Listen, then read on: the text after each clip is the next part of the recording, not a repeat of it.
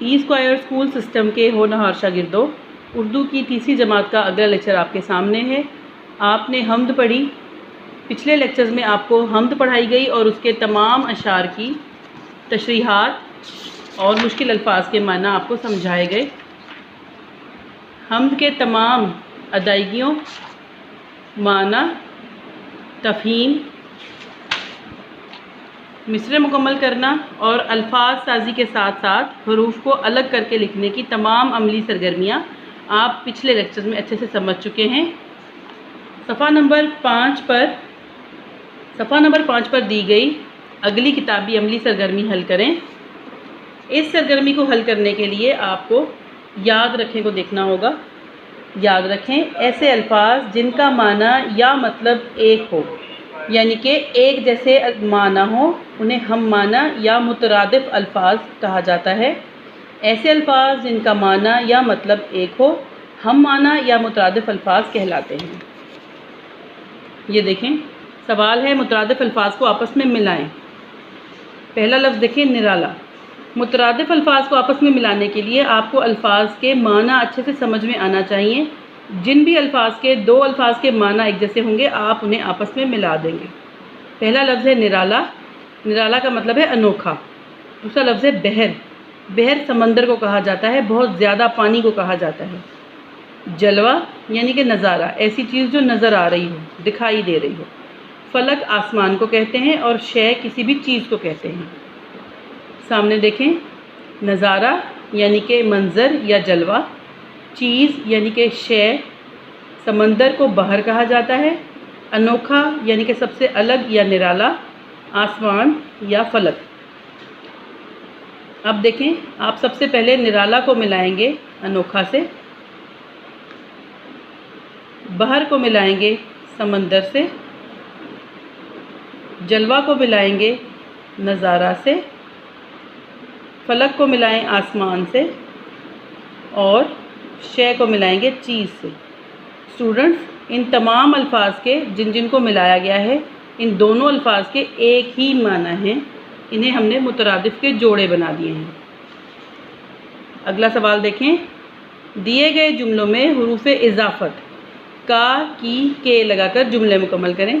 मैं आपको इजाफत का मतलब समझाती हूँ। स्टूडेंट्स, हुरूफ इजाफत कहा जाता है उन अल्फाज को जो इजाफा हों। ऐसे अल्फाज जो कि जुमलों में नाम, ज़मीर, फ़ेल और ज़मान को ज़ाहिर करने के बावजूद इस्तेमाल हो रहे हों। अब कोई भी जुमला अगर आप लेंगे तो उसमें इसम भी इस्तेमाल होगा, फ़ेल यानी कि काम भी किया हुआ नज़र आएगा, फ़ाइल यानी कि काम करने वाला भी कई दफ़ा कई जुमलों में ज़ाहिर होता है, और उसके अलावा सिफ़त या खूबी भी ज़ाहिर हो रही होती है।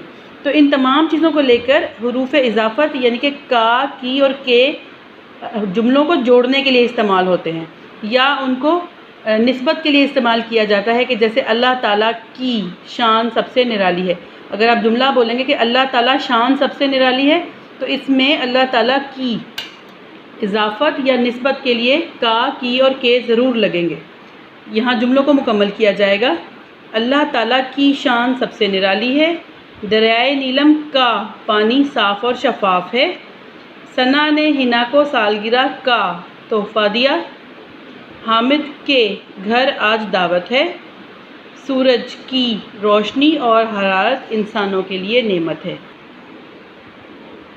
दिए गए जुमलों में हुरूफ इजाफत का, की, के लगाकर जुमले मुकम्मल करें।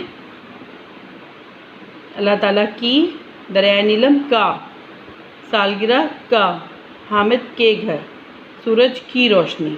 उम्मीद है आप हुरूफ इजाफत को अच्छे से समझ चुके होंगे। स्टूडेंट्स, आपके पेज नंबर 6 यानी कि सफ़ा नंबर 6 का सवाल लिखाई की महारत का है कि जुमले बनाएं। आप इससे पहले 3 क्लास और 4 क्लास में भी अपनी किताबों में दिए गए अल्फाज के जुमले बना चुके हैं, और ये एक्टिविटी आपके लिए नई नहीं है, आप इसमें माहिर हो चुके हैं। अपने अल्फाज पढ़ें, जलवा, करम, ज़िंदगी, मालिक और रहमत। मैंने आपकी आसानी और सहूलत के लिए जुमले लिख दिए हैं। वीडियो की मदद से इन तमाम जुमलों को अपनी किताब पर उतारिए। जलवा का जुमला लिखिए, जलवे तेरे निराले दुनिया बनाने वाले। करम का जुमला लिखिए, अल्लाह जल्ल शाना का करम हर जगह है। زندگی کا جملہ لکھیے، زندگی اللہ تعالیٰ کی دی ہوئی نعمت ہے۔ مالک کا جملہ لکھیے، ہمارا مالک اللہ تعالیٰ ہے۔ آخری لفظ رحمت کا جملہ لکھیے، بارش کو رحمت بھی کہا جاتا ہے۔ اسٹوڈنٹس، آپ کی جملے بنانے کی ایکٹیویٹی یہاں مکمل ہوئی۔ آپ کی کتاب میں موجود آپ کی پروفیسر پینسل آپ کو سمجھا رہی ہے، یاد رکھیں